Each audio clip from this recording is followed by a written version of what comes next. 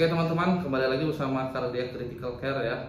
Jadi kita di sini mau sharing satu kasus menarik ya, kasus EKG yang cukup menarik ya. Jadi waktu itu saya dikonsul dari IGD seorang pasien wanita usia 30 tahun ya, dengan keluhan dada terasa berat sejak pagi ya. Jadi sekitar onsetnya 6 jam ya. Kemudian pasien juga mengatakan sulit bernapas ya, sehingga dia tidak bisa tidur datar ya. Nah, kemudian dilaporkan juga EKG-nya itu terdapat ST depresi di banyak lead ya, diffuse ST depresi ya, dari V1 sampai V6, kemudian 1, 2, AVL, AVF juga itu ST depresi, dan juga ada ST elevasi juga di AVR-nya. Jadi kalau kita berpikir seperti itu, mungkin pikiran kita yang pertama adalah ini apakah suatu ACS atau bukan ya? Apakah ini ada suatu uap DDN STEMI ya?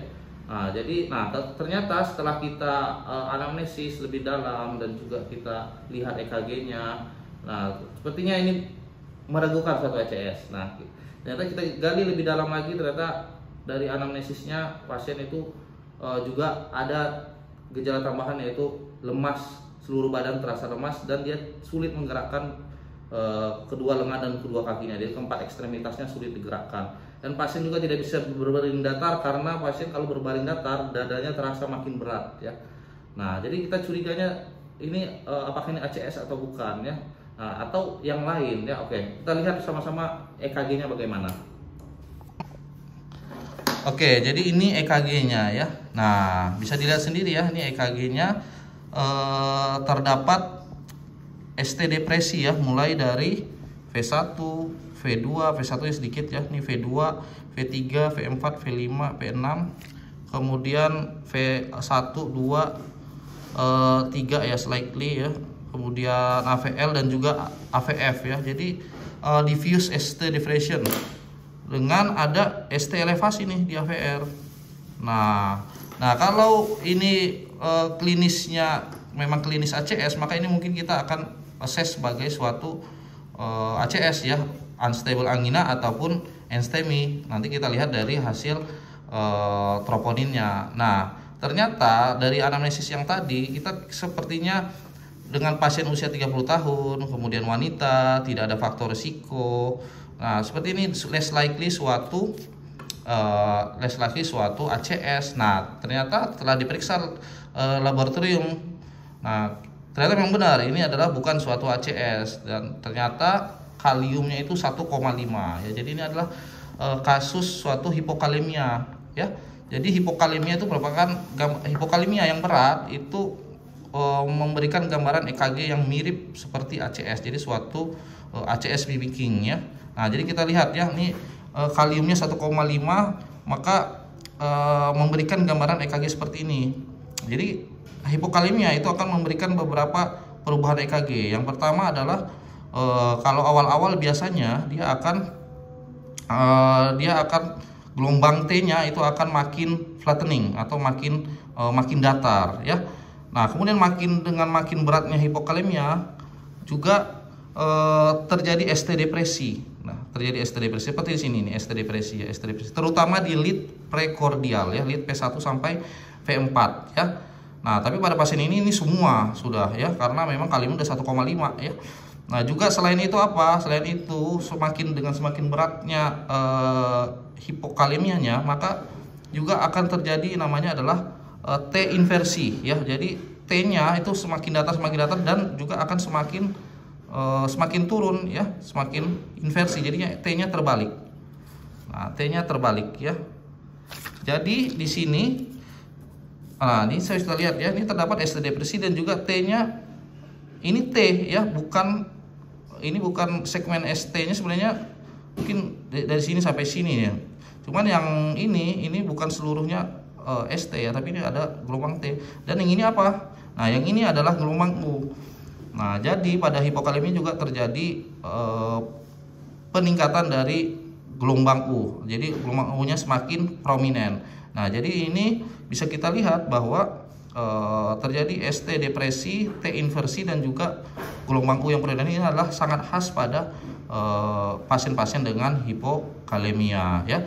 Nah, bisa kita lihat ya, Nah ini dari sini, kemudian ini ST segmennya, kemudian ini gelombang T-nya jadi inversi ya, kemudian terdapat gelombang U-nya sangat prominent.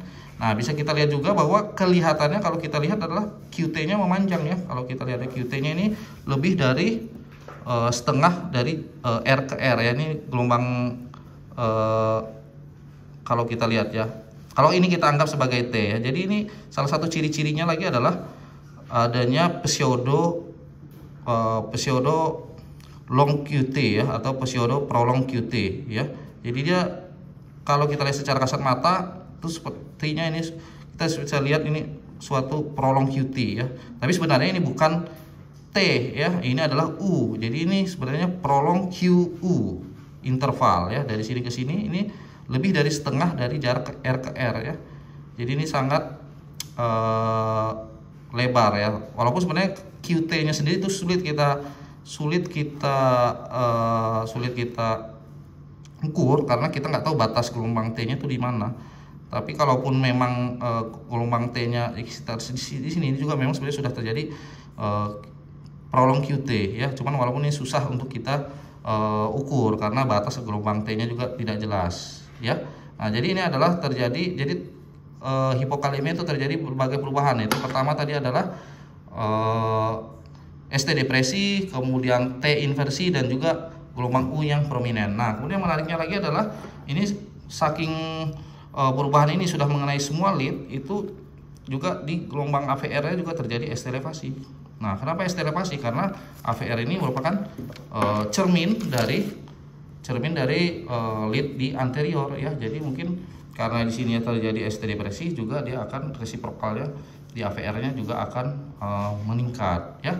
Nah, jadi yang seperti ini kita bukan suatu ACS ya. Jadi yang kita tangani adalah kaliumnya. Jadi kita lakukan koreksi agresif terhadap kaliumnya ya. Nah, setelah dilakukan koreksi, kita lakukan koreksi kalium, maka kita lakukan EKG monitoring ya. EKG monitoring, kita EKG serial. Nah, ini adalah EKG keesokan harinya. Nah, bisa dilihat sendiri bahwa EKG-nya itu ST depresinya tadi itu sudah berkurang ya. Nah, ini ST depresinya hampir nggak kelihatan ya, mungkin ada sedikit ya, V1 sampai V4 ini sedikit ya, cuman nggak terlalu dominan ya. Cuman perlu hati-hati ini karena kalibrasinya kan yang kecil ya. Ya, kalibrasinya dia pakai yang 5 mili ya. Nah, ini ada sedikit memang ST depresi, tapi ini jauh kalau kita bandingkan dengan yang di sini ya, jauh sekali. Nah, jauh sekali setelah kita koreksi secara agresif kaliumnya dengan KCL ya, KCL drip ya. Nah, ini jauh sekali ya perbedaannya. Dan juga kita lihat di lead AVR-nya. Nah, jadi lead AVR kan resiprokal dari anterior ya. Jadi lihat nih ya, nggak ada lagi ya. Nggak ada lagi ST elevasinya. Kemudian kita koreksinya kita lanjutkan. Nah ini EKG yang hari kedua. Nah, ini hari kedua juga udah sangat better ya, sudah lebih baik ya. Sudah tidak ada, hilang ya, ST depresinya hilang. Jadi ini ST depresinya bukan ST depresi yang bukan ST depresi karena iskemik ya. Jadi karena perubahan karena hipokalemia. Ini EKG-nya ya, ini EKG-nya yang berikutnya. Nah, ini sudah hampir nggak ada lagi ST depresinya. Nah, di sini dia di hari ketiga ini kita lakukan pemeriksaan kalium. Itu kaliumnya sudah naik ke 2,9 ya, 2,8 sekian ya. Jadi ini sudah perbaikan. Mungkin kita lanjutin lagi. Mungkin sekarang ini sudah kaliumnya sudah di atas 3 ya. Di atas 3 ini sudah kembali seperti normal. Nah, juga perlu diketahui bahwa gambaran ST depresi pada hipokalemia juga itu sebenarnya cukup khas ya, membedakannya dengan ST depresi pada iskemik ya. Ini bisa dilihat bahwa nih ST depresinya seperti meliuk begini ya. Nah, sedangkan kalau ST depresi pada karena iskemik itu biasanya lebih ke arah horizontal ya, horizontal. Dan juga biasanya disertai dengan T inversi ya, T inversi ya. Nah, ini dinamakan sebagai bifasik ya. Jadi T bifasik itu ada dua ya, ada dua. bisa terjadi pada hipokalemi dan bisa terjadi pada kasus yang iskemik ya. Nah, cuman bedanya adalah bifasik di sini sebenarnya bisa dibilang T bifasik ya, padahal yang ini sebenarnya ini gelombang U. Cuman kalau kita lihatnya ini seperti T bifasik ya. Ada yang turun, ada yang naik ya. Nah, cuman pada hipokalemi itu khasnya adalah dia T-nya turun dulu baru naik. Nah, sedangkan kalau pada iskemik itu terdapat T bifasik juga ya, cuman dia naik dulu baru turun ya. Nah, itu contohnya pada Whelan ya, Whelan type A ya. Whelan tipe A itu bifasik tapi beda. Dia naik dulu baru turun. Nah, itu membedakannya. Jadi pada hipokalemi itu EKG-nya cukup khas ya, dia meliuk ya, meliuk.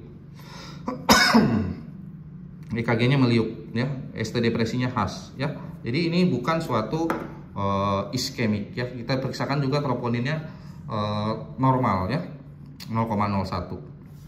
Jadi kita jangan masukin obat-obatan ACS ya pada pasien ini seperti hiperanisasi, tidak perlu, DAPT ya tidak perlu ya, karena akan menambah harm kepada pasien. Ini kita cukup koreksi kalium saja. Nah, yang seperti ini berbahaya nggak ya kalau dibiarkan? Akan berbahaya ya. Karena apa? Karena dia akan QT-nya akan makin melebar ya, makin memanjang dan akan makin prone untuk terjadinya suatu aritmia ya. Bisa terjadi namanya R-on-T ya. Nah, R-on-T itu akan memicu suatu VT atau VF ya, atau VT polimorfik atau torsa de Poix namanya. Nah, itu harus hati-hati ya. Hasilnya bisa res. Jadi ini harus secepatnya dilakukan